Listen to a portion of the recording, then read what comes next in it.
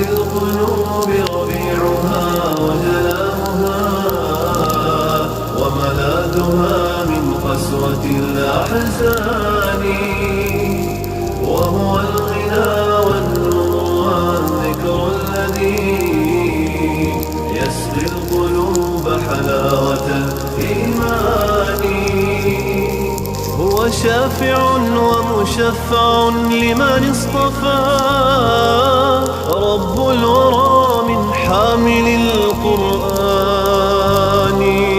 الحافظون الماهرون تعاهدوا آياته متشابها ومثاني، قالوا نرتله ب7 أحرف، أكرم بجمع مثقل الميزان.